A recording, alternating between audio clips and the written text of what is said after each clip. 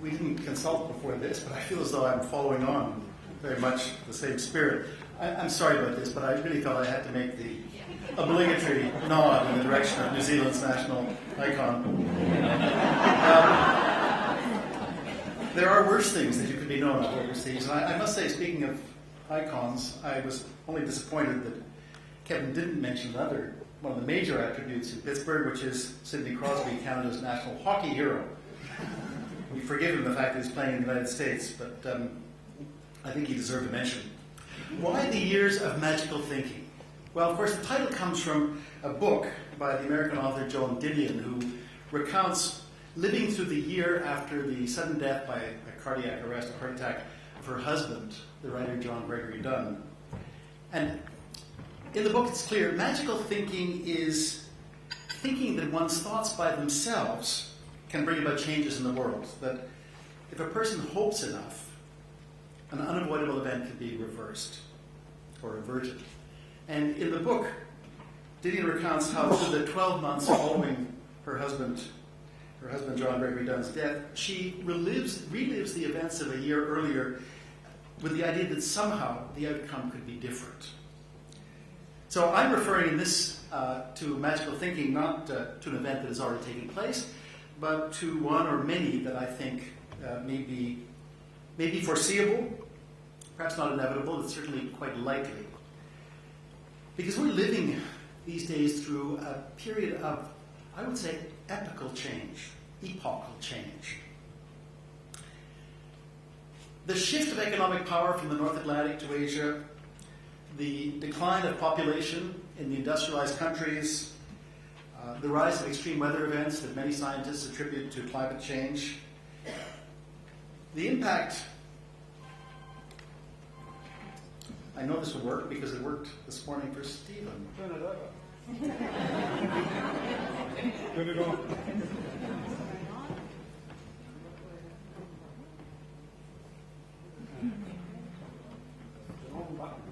It will. The wrong button. It does take us a while to learn. So yes, these climate change and other events that are taking place, we could attribute all sorts of reasons to why that's happened. There are drivers of change, and we probably disagree about which ones are most important. But there's no question that these facts are going to have an enormous impact. I looked to see what the projections were. For Canada, we're seeing a drop in average economic growth going forward, as indeed we are in New Zealand. The expected return on investment, which is very important for those of us who rely on endowments, is also significantly lower than what we've expected over the last 25 years, what we've experienced over the last 25 years. Population growth is below replacement, unless one counts in immigration. The labour force participation in Canada is significantly lower and shows an ongoing rate of decline, which means that there are fewer people providing the taxes that pay for the services that we expect of government. So all of these are simply facts that we're going to have to adjust to. We're in the process of seeing that shift taking place already. As the social commentator James Cutler says, those of us who are living in comfortable Western countries are facing the comprehensive downscaling, rescaling, downsizing, and relocalizing of all of our activities. A radical reorganization of the way we live.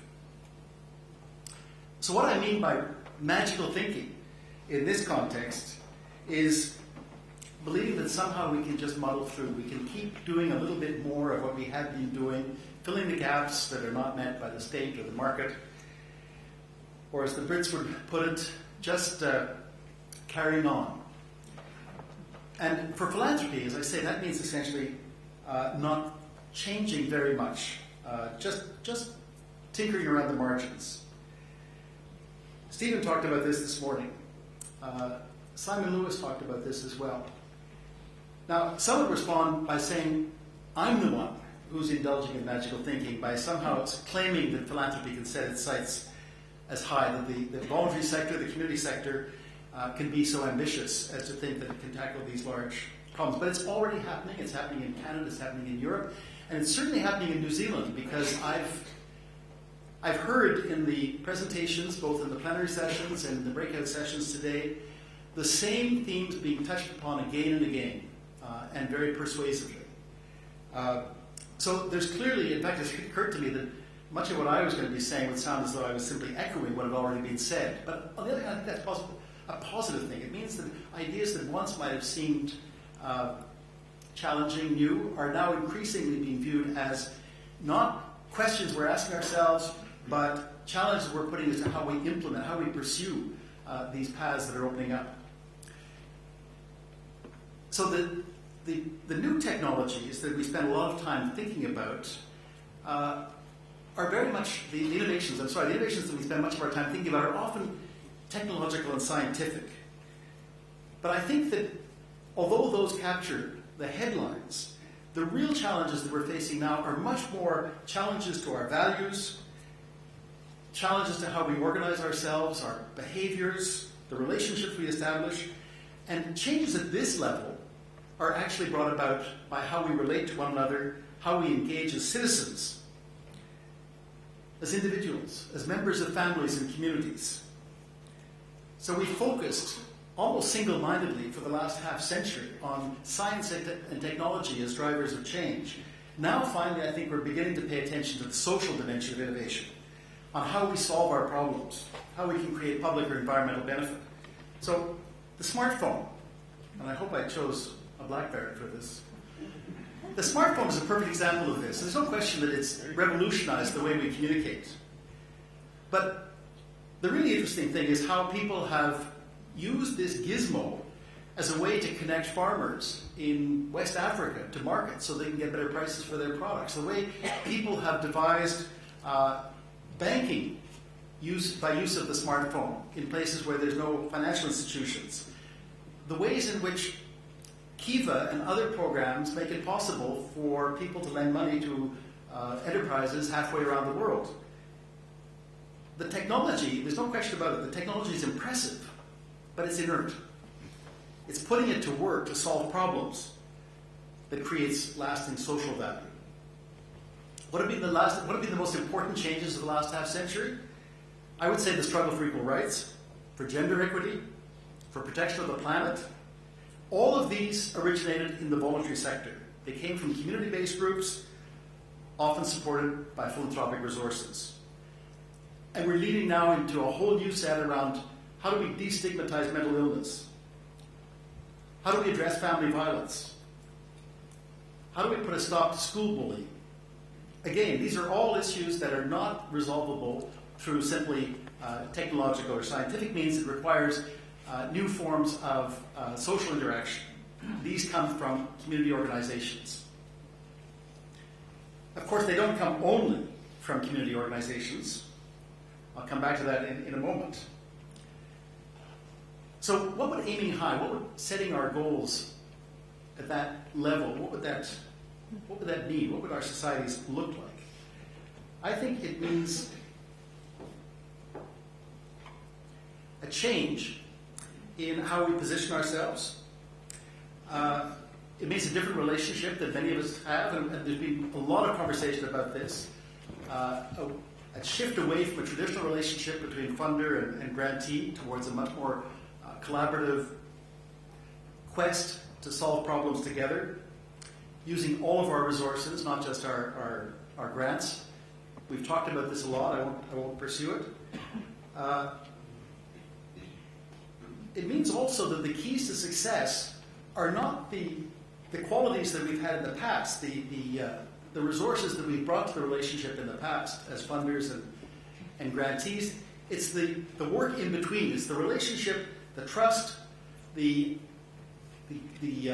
commitment of sufficient time to allow that trust to develop, the learning that can take place only when both grantor and fundee and grantee are involved, the willingness to share the risk. Those are the new keys, I think, to a successful relationship. This is simply a variation, I think, on what we saw this morning. The shift, the slow evolution away from a simple approach to problem solving.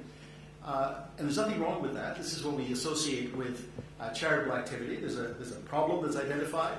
a group or an individual comes up with a potential solution. This is implemented with resources provided by Philanthropic or other donors, and in the end you evaluate the result. Moving towards a more complicated approach, which recognizes that it's not enough to look simply for, to jump to a solution to a problem. It requires analysis. In some cases, one would talk about a theory of change. And then, of course, looking at a more complex set of problems where you recognize the interconnections and the ways in which our intervention itself becomes a part of what needs to be looked at. It's as others have said, it's not a question of a hierarchy of the value of what one's doing. All of these can be justified, and I think Stephen made a very strong case this morning for ensuring that the philanthropic portfolio that a foundation might have includes some of all of these. There's a need for all of them, but we're clearly moving into an area of dealing with complexity which is extremely demanding and which requires a set of new skills and capacities that many of us are only developing now.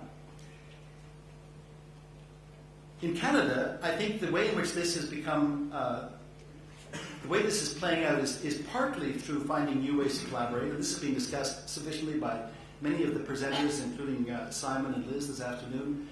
A very interesting presentation around collaboration.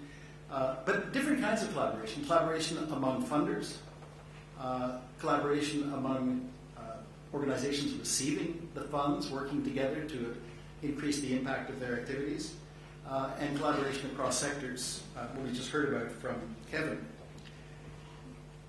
I think the second area where Canadian organizations and foundations are now struggling is, in fact, it's in a way encapsulated in the topic of this conversation, doing more than giving. It shifts the attention from what is the activity being carried out to what is the impact it's having. And this is proving to be actually quite a challenging process, because most of us haven't asked in the past for hard measures of impact. And yet this is now something that both donors, and in our case certainly the government, is insisting. We want evidence of what you're accomplishing, and it's on the basis of that future support will be provided. It's asking a lot of organizations that have not in the past been expected to provide this, and that often don't have the resources to do so, to suddenly be able to demonstrate not just the output, but the outcomes of their activities. A third area, I think, that is certainly a matter of a lot of activity in Canada is how do we create a field, not just a set of activities, even a set of coordinated activities, but a whole ecosystem which supports a desired change. And I'll just mention very, very briefly that one of the areas has been in trying to create a culture which is more open to innovation. We live in a world which actually avoids risk wherever possible. Governments are unwilling to try things that are risky. Funders are unwilling to try things that are risky. Community organizations can't afford to try things that are risky. And yet we need to provide a safe space for this to occur. That isn't enough in itself. How do we find the funding which will allow people to try new things? How do we provide the skills that they require? Building a field around promoting social innovation in Canada has involved an activity to generate new funding through social finance methods, using other things than grants, changing the regulatory framework in which organizations operate to make it possible for people to be much more enterprising in how they generate revenues,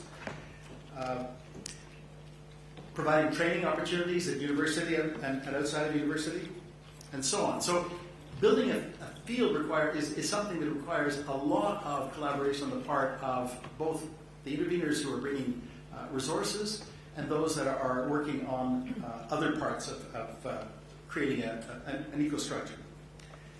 The third area, which is actually crafting a new message about what philanthropy is. We heard a little bit about this morning. The question was asked, how do we encourage people to be generous? What is enough? I'm increasingly of the belief that the language we use is itself limiting. That the language of philanthropy and of giving and of volunteering is very much an echo of past attitudes that suggest to people that somehow this is an activity that only a few privileged people can participate, either because they have discretionary time that they can allocate to volunteering, or they have discretionary money that they can allocate to donating.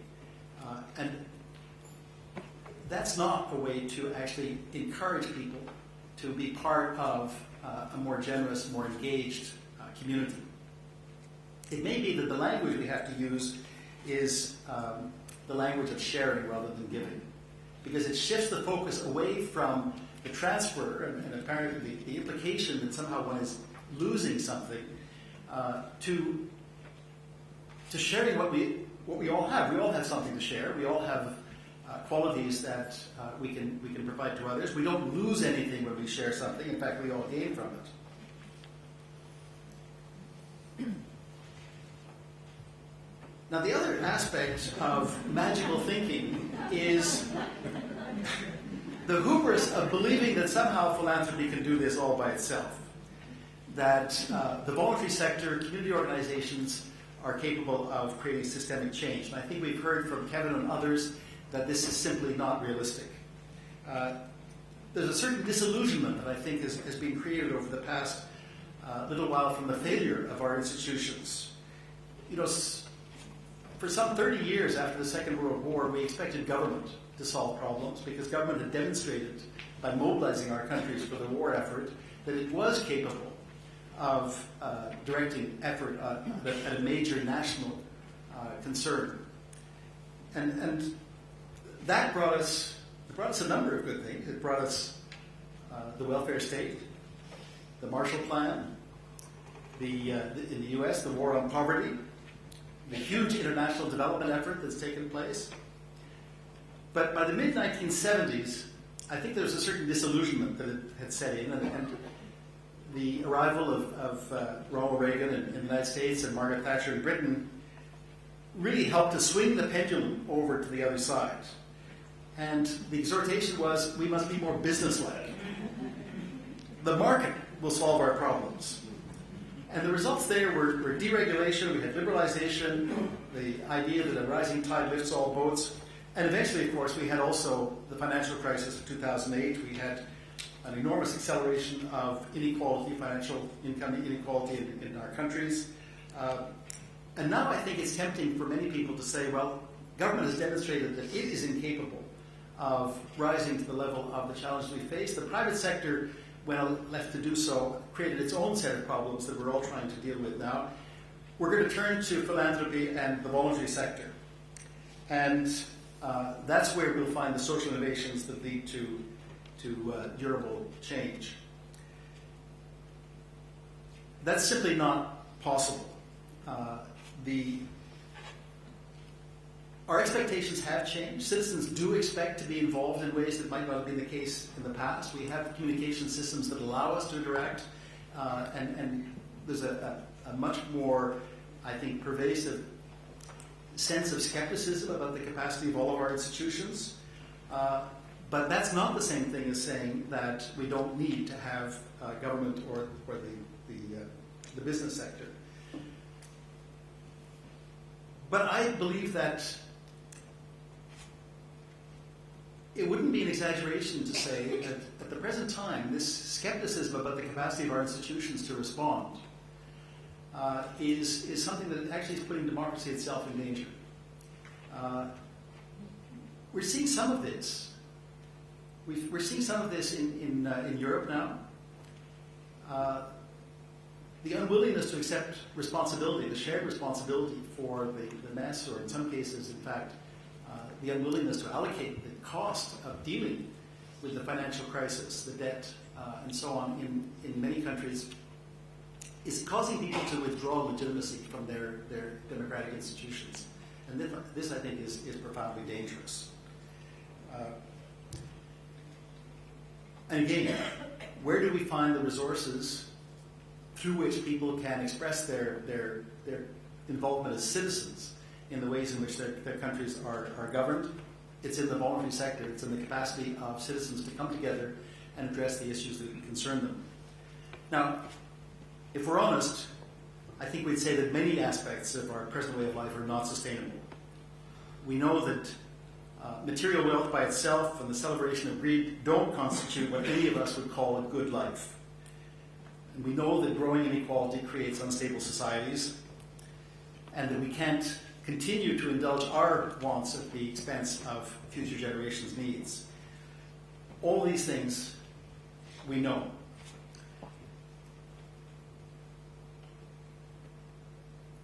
We know that prevention is cheaper than dealing with causes. We know that problems are complex. We don't act on this knowledge. And there's the challenge, I think, for those of us who work in the voluntary sector. How do we turn our understanding of the realities that we're dealing with into practical actions? You might say that we're using an old operating system to run our communities, our countries, our planet, and it is in tremendous need of updating. The old system was really based on short-term benefit at the expense of long-term well-being, competition where collaboration was required, narrow, specialized, siloed thinking when a solid grasp of complexity and system dynamics is needed. And you'd think that perhaps in the face of the multiplying ecological, financial, demographic crises we're facing, that we would tackle these with a redoubled sense of energy. There's a book by Ronald Wright entitled A Short History of Progress, where he talks about how societies can be willfully blind in analyzing their own circumstances and adapting accordingly. He quotes someone who wrote that if Sparta and Rome perished, how could any state expect to live forever? The body politic, like the body of a man, begins to die as soon as it's born. It contains the seeds of its own destruction. That was actually written by Jean-Jacques Rousseau 250 years ago. I don't think that we believe that societies or civilizations are fated to decay. What we've seen, what we believe, is that societies can rise to the challenges they face. We can find ways to renew ourselves, to tame excesses, to develop new frameworks and new knowledge, and we call that capacity resilience. That's the good news. We can change our operating systems, and we're doing so. One of the ways we're doing so, I think, is the boundaries between what were previously regarded as separate sectors of private, public, and not-for-profit are increasingly blurred. We've seen, again, a reference to this earlier on. We see it in how public-private partnerships are being developed between the private sector and government, the contracting out of certain services. In the not-for-profit world, we're looking at a range of efforts to make nonprofits more enterprising, more capable of generating part of the revenues that they depend upon. And I think in between, where we see the overlapping of the private sector, the not-for-profit sector, the public sector, is in the creation of what are variously called change labs, social innovation labs. These also have been referred to. I know Simon Lewis was talking in his workshop about the work of Adam Kahane in South Africa, bringing together people on either side of the divided society that South Africa was to come together in what was called the Montreux process to try and figure out what is the only possible positive future for South Africa. There are a number of these change labs that are now being developed around issues like food security, global food security, where you find that the top executives of large corporations like Unilever and Nestle sitting down with people representing farmers in Latin America and Africa, and people working in not-for-profit organizations to see how they together could address these complex challenges, how they can create a space where they can address some of these issues. We're working on this at the moment in Canada based on experience that's taken place in Europe, in Denmark, in Finland, taking place in the United States.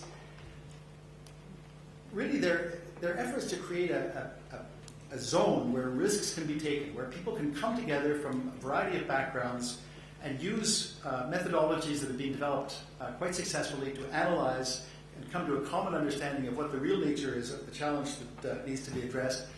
And then, because they're called labs, actually test different approaches, different ways of dealing with these problems, recognizing that in many cases the results will be failure, but failures that can be learned from and improved and so on. So these change labs, I think, are one response to a question which has been raised here, which is how do we provide that space where people from business, government, the voluntary sector, communities can actually come and put aside for a moment their professional biases, their institutional lens to look at problems and develop a common understanding.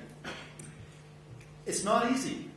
Every sector has its own challenge in dealing with it. For government, it's learning to let go, to put aside the need to control things.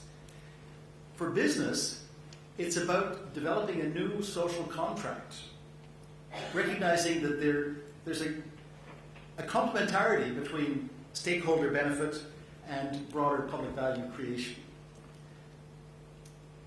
And of course for the community, by which I mean nonprofit organizations, community organizations, families, individuals, it's this process of moving upstream from symptoms to causes, from remedies to prevention. But it's happening. Now, it may seem a little frightening or Pollyanna-ish. I talked at the beginning, and this is just to remind us that these don't necessarily have to be on a huge scale. I think Kevin's example of a relatively small amount of money being able to leverage enormous change, we need to bear that in mind because many of us don't deal with huge sums of money, and yet we somehow assume that therefore we're not capable of taking on large challenges. I talked at the beginning of drivers of change, of these challenges we're facing as Western societies. I think somehow, I think of these in terms of what Cassandra might warn us about. But that's only one way of looking at it. These are certainly, these could be perceived as threats. These could be perceived as changes that are going to somehow adversely affect the way we live. But there's another way of looking at it, I think, and that is that in the larger perspective, these actually are profoundly positive. That although there is growing inequality within many of our societies, on a global scale, inequalities are actually diminishing. That deleveraging, as it's called, paying down the debts that we've accumulated, yes, it's painful. On the other hand, it is a force pushing us towards living more sustainably within our means. So in all of these areas, it's possible to think of this as a process of loss, of threat, but it's equally possible to think of this as a necessary push to all of us to move in the direction of a more sustainable way of life. And I think the reality we're facing is that we're all in this period of change, of austerity, of governments cutting back on the services they provide, on the funding they provide. And that is painful, there's no doubt about it, for many of the organizations that we're supporting. But it's also an enormous opportunity, because it's in fact at times like this that the particular qualities of the not-for-profit and community organizations we work with emerge. The ingenuity, the creativity, the innovation. You don't find those when things are comfortable and people don't feel the need for change. It's up to us, I think, to identify where those are and support them as best we can. So the world is no doubt, in many ways, turbulent and unforgiving, but it's also bubbling with opportunity. I'd like to close just with a quick quote from an Indian writer, Arundhati Roy, who says, "Another world is not only possible, she is on her way. On a quiet day, I can hear her breathing." I can hear it too. I can hear it in the work of the social innovators, the entrepreneurs, the engaged citizens, the people that we have the privilege of working with every day.